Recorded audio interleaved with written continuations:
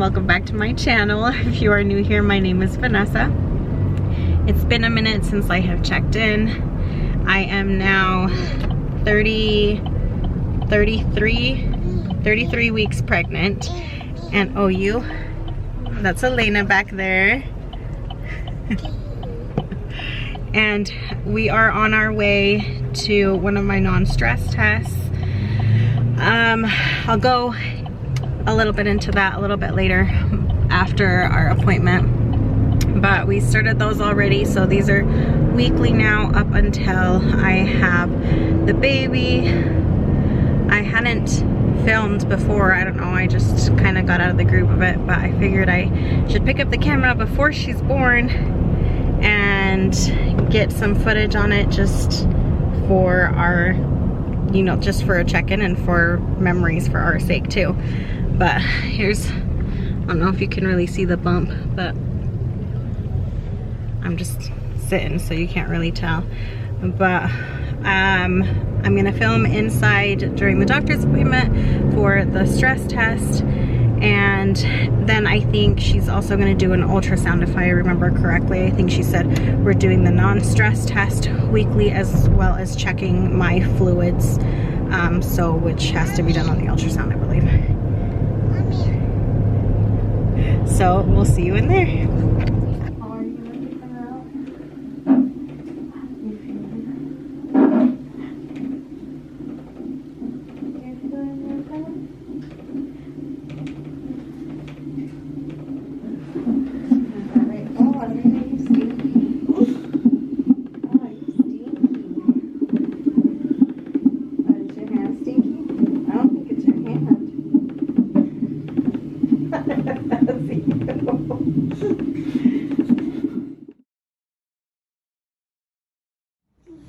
Look at all this hair on this girl's head.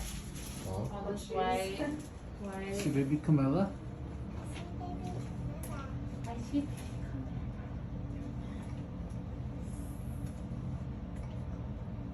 She's just growing in there like a weed, Mama. She definitely gonna be bigger than her sis.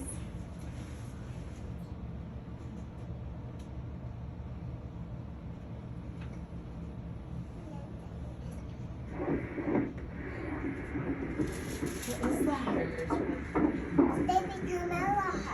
That is her heart. It's too loud. It's too loud? It's loud.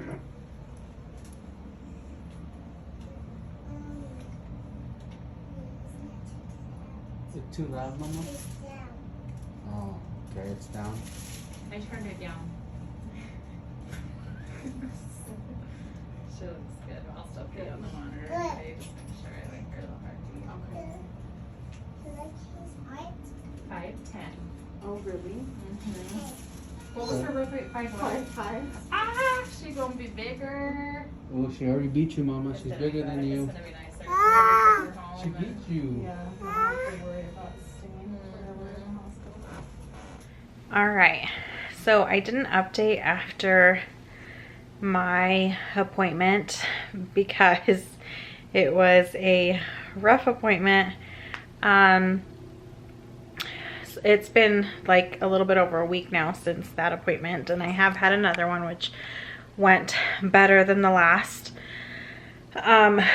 So I have to be induced earlier because I have hypertension, and like throughout my entire pregnancy it's just a challenge to get it to be somewhat normal levels, at least for me. Not like normal levels where they should be, it's just normal for me. So it's still high, but as long as we can keep it, you know, at that normal level for myself, we're all good. Last week when we went in, I had been having some spikes in my blood pressure, so I let them know about that. And when we went in and they took my blood pressure, it was pretty high. For those of you that don't know, normal is about 120/80. Mine was 151/101, so that was really high. And I do take medication for it, and I can only be on a certain type because I am pregnant, so it has to be safe for the baby as well. And we've upped my dose slightly because a few weeks ago it was up really high too when I was in labor and delivery, just making sure that everything was okay, baby's okay. Last time with my first pregnancy, for those of you who may not know, I don't know if I've covered it ever, but I did get preeclampsia, so I had to be induced at 37 weeks. This time we're hoping to make it to 38. That was the hope last time, but it didn't happen, so we're really hoping to make it to 38 weeks. But because of that spike I had when I went last week, they had to draw blood to test to see if I was getting preeclampsia, and then they were going to let me know within 2 days what the results were. If the results came back that I did have it, then I would have to have been induced within the week to 2 weeks, which would have put me at anywhere between 34 to 35 weeks at going into labor. So definitely not what we wanted. Really want to keep this baby in here as long as possible. Elena did have to be in the NICU for 6 days, I think it was, when I had her, because she was just so tiny. Her body temperature wasn't staying up. She wasn't eating enough, so they had to put a feeding tube in her, and she was jaundiced. So her bilirubin levels were really high. So that is why, all those reasons, she had to be in the NICU for so long. So we're really trying to keep this baby in as long as possible so we can skip another NICU stay. But then last time, that time I also didn't do an ultrasound, which I thought that she might do, but she didn't. We did an ultrasound this last Monday. So, and everything went well. My blood pressure looked better.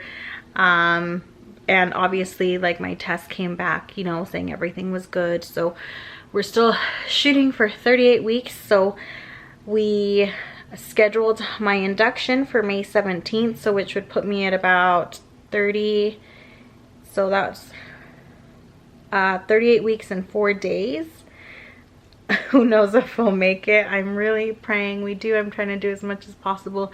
Trying not to forget to take any of my medication. Resting when I need to rest. Just so that I can keep this baby in as long as possible. But everything looked much better this last time. So just praying that everything works out fine. I've been extremely tired and fatigued. I'm super out of breath right now. Obviously, I'm sure you can tell, but I may be uncomfortable, you know, for a little while longer, but as long as she's okay, then everything is worth it.